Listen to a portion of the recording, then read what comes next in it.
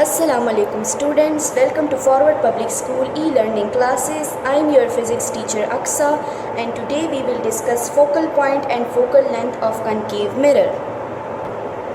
हम आते हैं पेज नंबर 56 की तरफ और आज जो हम डिस्कस करेंगे वो है focal point and focal length of concave mirror.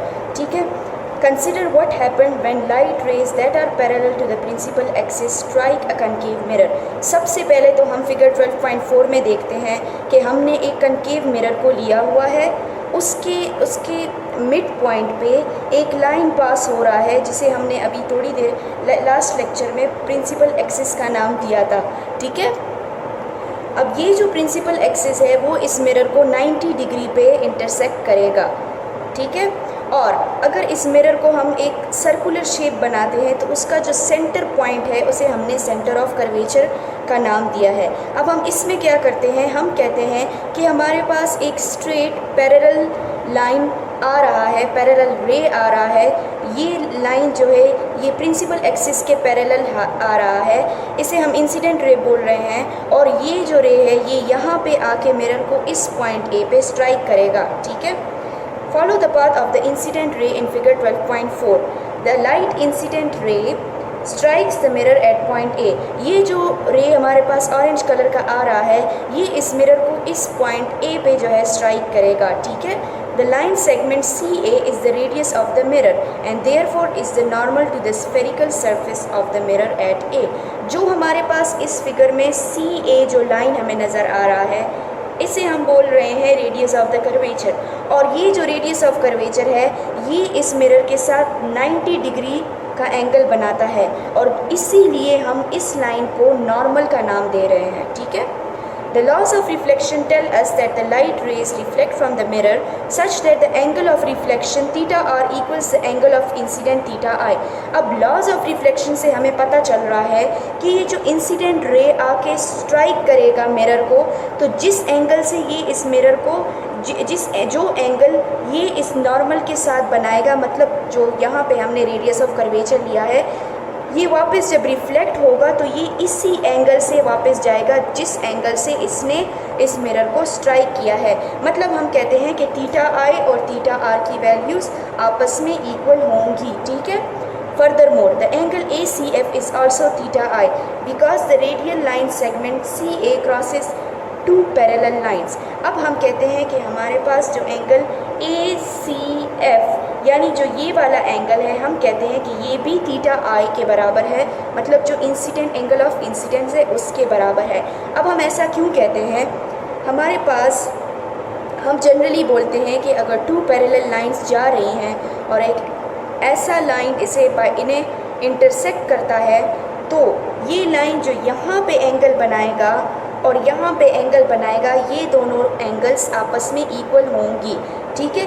इसी तरह यहाँ पे भी हमें नज़र आ रहा है कि दो पैरेलल लाइंस जा रही हैं और यहाँ पे जो एंगल बना रहा है ये लाइन इनको इंटरसेक्ट कर रहा है. ठीक है. इन दोनों लाइंस को ये CA जो है तो यहाँ पे जो ये एंगल बना रहा है और यहाँ पे जो एंगल बन रहा है ये दोनों एंगल हम कहते हैं कि आपस में इक्वल है. ठीक है. कहते हैं कि CA crosses two parallel lines. जो लाइन सेगमेंट CA है वो इन दो पैरेलल लाइंस को इंटरसेक्ट कर रहा है. ठीक है.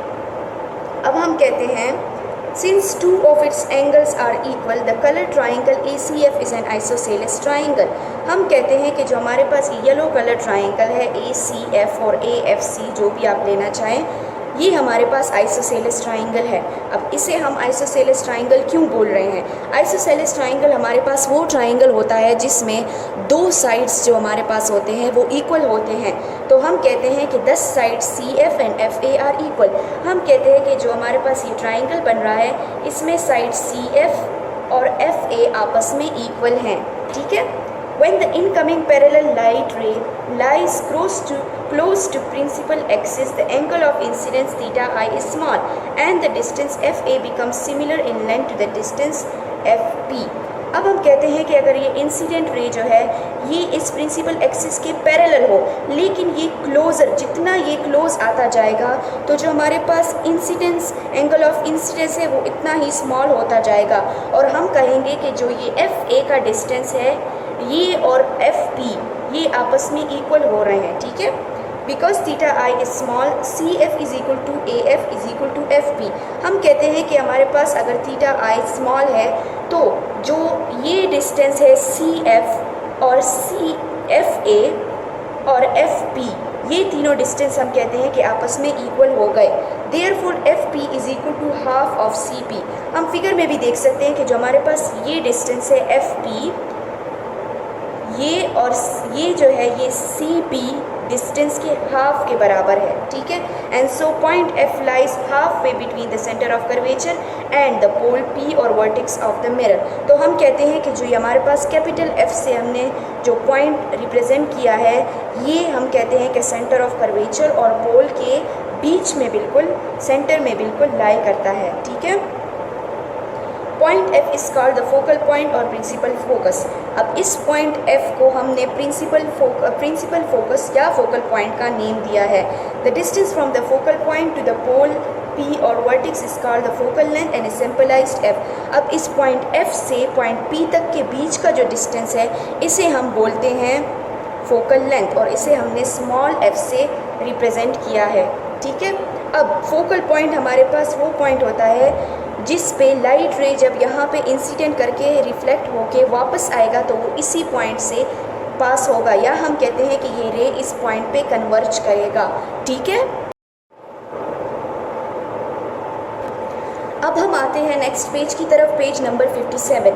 The focal length f is 1/2 of the radius of curvature r। जो हमारे पास फोकल लेंथ अभी हमने डिस्कस किया था, हम कहते हैं कि ये रेडियस ऑफ कर्वेचर के हाफ के इक्वल है फॉर द स्फेरिकल मिरर्स।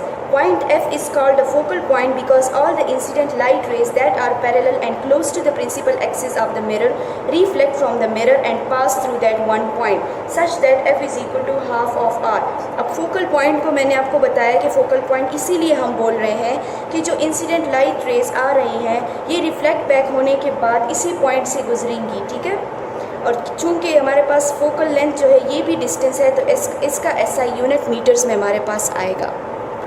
उम्मीद है स्टूडेंट्स आपको आज का टॉपिक समझ में आ गया होगा। अपना बहुत सारा ख्याल रखें। Stay home, stay safe. अल्लाह हाफिज़।